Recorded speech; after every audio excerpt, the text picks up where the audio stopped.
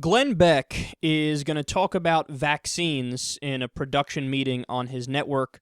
So let's listen and then I'll break it down. Wealthy LA schools, the wealthiest Beverly Hills areas, now have vaccination rates that are as low as South Sudan's because the parents there are opting out of vaccinating their children because it's not natural. It could, they fear autism, they fear eczema. Seborrhea, psoriasis. But they're having a big uptick in whooping cough and all these diseases. I'm torn. Why are you applauding?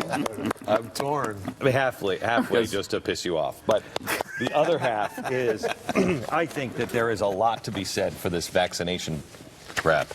It is. I have no idea. Sorry, go ahead. I know. You don't believe in vaccinating? No, I didn't say that. Okay. I said I think there's a lot to be said for Saving lives? being cautious. Being cautious on what we're jamming into our children's arms by law all the time. Right. Okay. I'll go for. I got it. We eradicated smallpox. We got it. But there's a lot of stuff. I gave my kids the vaccination. But there's a lot of stuff that we're now. We don't know what we're dealing with. I mean, doctors are so arrogant, and I speak with a little bit of experience here. You're putting it in to fix this organ or to fix this flaw. It's going to push something else out of the way. We don't, in modern medicine, we don't even think that. Okay.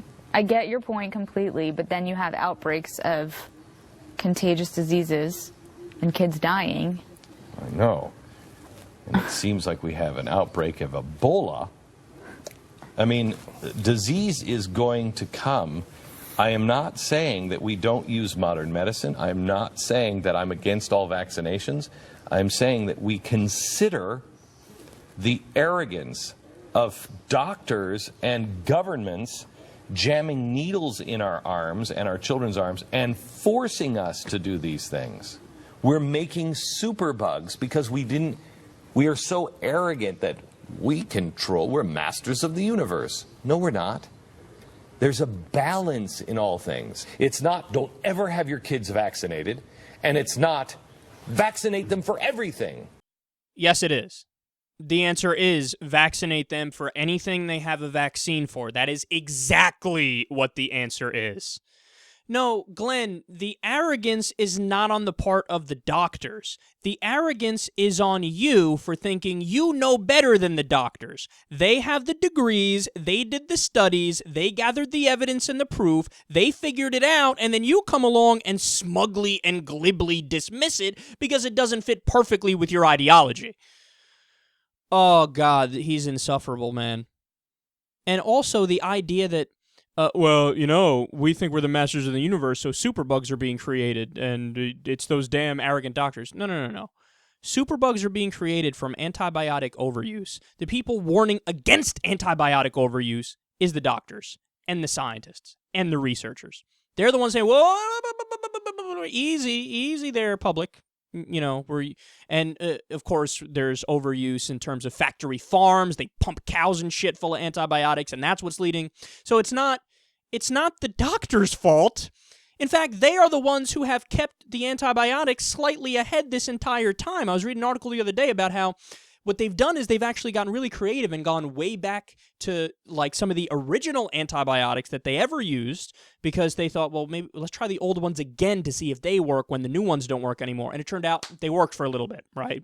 So they're the ones solving the problem and saving the day. And also, the father of the modern anti-vax movement is a guy named Andrew Wakefield.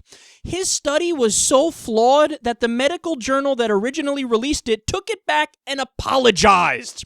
The movement has totally crumbled. It is bullshit. There's no reason not to vaccinate. In fact, quote, according to a study in the New England Journal of Medicine, vaccines have prevented more than 100 million cases of serious contagious diseases in the United States since 1924. Using millions of public health reports released before and after vaccines for the diseases were commercially available, researchers were able to project the number of cases of polio, measles, rubella, mumps, hepatitis A, diphtheria, pertussis that would have occurred if not for the life-saving advances. So all those things I just named right there, okay? Polio, measles, rubella, mumps, hepatitis A, diphtheria, and pertussis. You can thank vaccines for saying bye-bye to them and eradicating them in the modern world. Just recently, we did this story on SecularTalk not that long ago. India eradicated polio. Why? Vaccines. There's no balance here, Glenn.